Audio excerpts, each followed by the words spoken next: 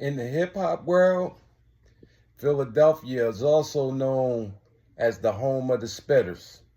And what I mean by spitters, they talking about, because Philadelphia rappers have been known to bring that fire, to bring that intensity, to bring that rough ruggedness, that sound like they lit on that mic. So when they call Philadelphia the home of the spitters, Jalen Carter, that ain't what I thought they was talking about, brother. You took this to a whole nother level. Before I get on with this video, I need everybody that's watching this video to subscribe, to like if you like. If you don't like, don't like. Hit the downward the thumb. Hit the upward thumb. But I got to get into this real quick. The home of the spitters, man. I just want to say, man, before I get on with anything that I got to say, I want to say that I think that spitting on somebody is one of the lowest forms of disrespect that you could do to any person on this earth. And I don't care what Dak Prescott said to you. I don't care if he spit in your direction. He didn't spit on you. You should have got him back by trying to knock his helmet off or knock his face mask off or whatever you got to do in the course of the game. But you got to learn how to keep your composure, Mr. Carter. I think that your costly mistake almost cost your team a victory in tonight's game because you let yourself down for one.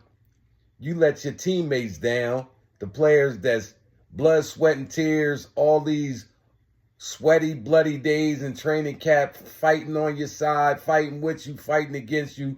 They all depended on you. I think that you let the organization down, and I think that you owe everybody an apology.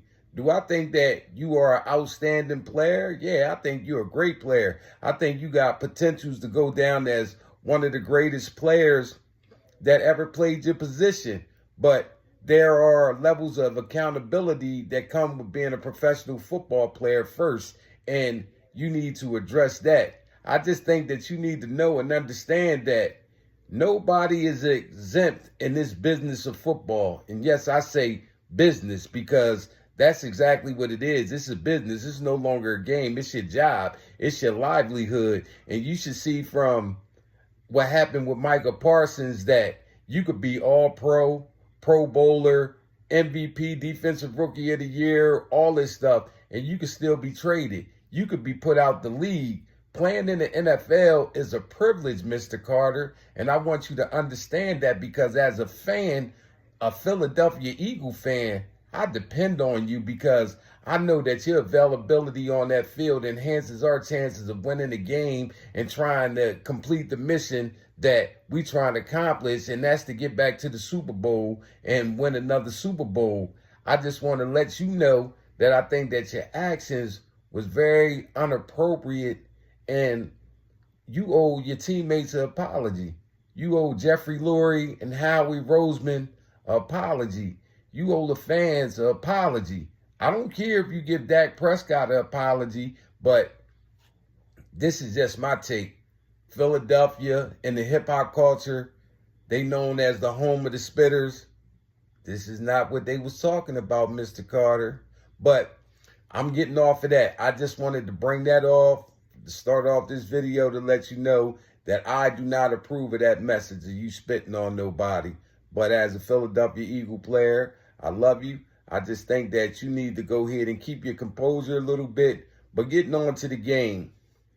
The game pretty much turned out the way that I expected the game to turn out. Everybody watched the game. Everybody seen the game. I can't even say that I think that the offense was rusty because they scored 21 points in the first half of the game.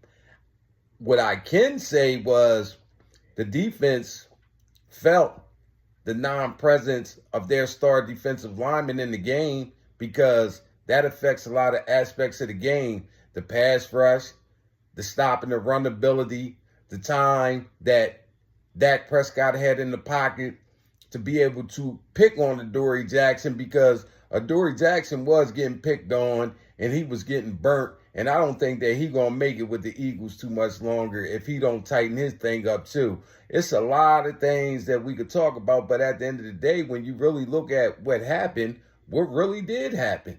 what happened was this was pretty much our first preseason game because nobody played in the preseason.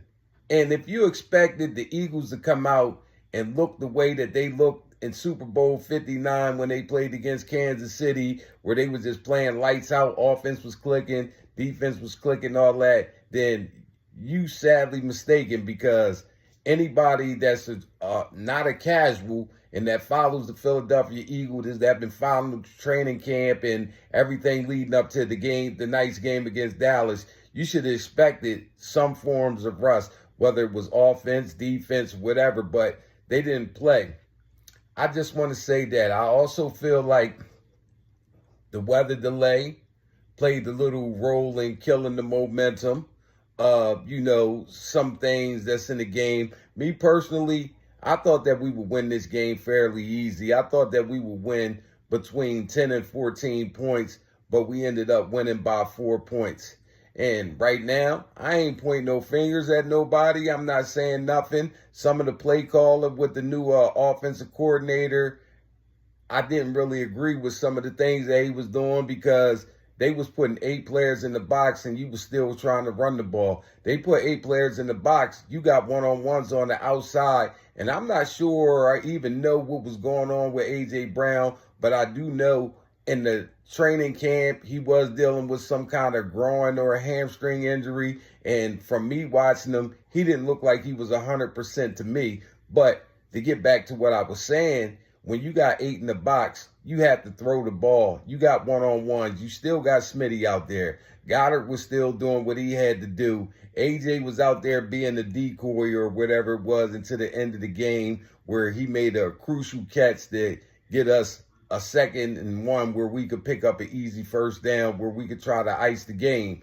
But other than that, everything that took place in this game today, I pretty much expected it to take place. I could say Jahan Dotson, he stepped up. Dallas Goedert, he stepped up. Jalen Hurts stepped up. And, man, I just want to say this, man. I didn't make a whole bunch of videos when Cam Newton and all the mainline media was talking about this debate if Jalen Hurts is an elite quarterback and is he top 5 and all that, because it really didn't matter to me, because I know in my heart that Jalen Hurts is a top 5 quarterback. But if today didn't show and prove to you that this man is top 5, I don't know what will, because he really controlled and set the pace and dominated the first half of this team. Like, Dallas went down and scored. Jalen Hurts, team on his back. He didn't really do it with his arm. He did it more so with his legs. But everything in football is a part of the game. Whether you throwing the ball, whether you catching the ball, whether you running the ball, it's all football. And that man dominated. He set the pace. He countered every time Dallas scored. He came back down and scored and not let them get no confidence. Not let them get a big lead or insurmountable lead where we couldn't even get a chance to fight back.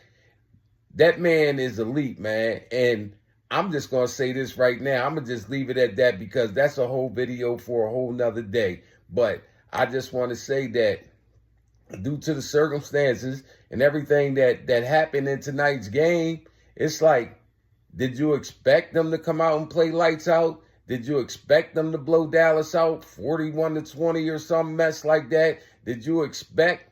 I don't know what nobody expect, but what I saw is pretty much what I expected. I'm just happy that we got out of there, for 1, with the win. For 2, that we got out of there pretty much healthy. We get 11 days to go ahead and knock the rust off, to shake it off, and then we get to come back and do it again next Sunday against Kansas City, because that's going to be a real test. And we're going to need everybody to be healthy. We're going to need everybody to be available. Mr. Jalen Carter, we're going to need everybody, all hands on, because right now, Kansas City, they're going to be coming in with something to prove, because they didn't like the way that we did them in that last Super Bowl, and they get a chance to go ahead and try to avenge that loss. But I don't want it to happen on our watch. So I just want to say this, man. We the home of the spitters. We got some of the greatest young rappers in the city of Philadelphia. But Jalen Carter, that's not what they was talking about when they said the home of the spitters. They wasn't talking about you, man. You the sack master. You don't spit. You the run stuffer. You not a spitter, man. You ain't got no bars, man. That's not what they was talking about, man. But I'm just going to keep this video short and sweet, man. And like I said, make sure that you subscribe. If you like what I said, make sure that you like, give me a thumbs up. If you don't like it, give it a thumbs down. But that's just all that I pretty much got to say. Basically, this was preseason game number 1. A win is a win is a win, and we win again. We got out of the game with a win. We 1-0, and that's pretty much it.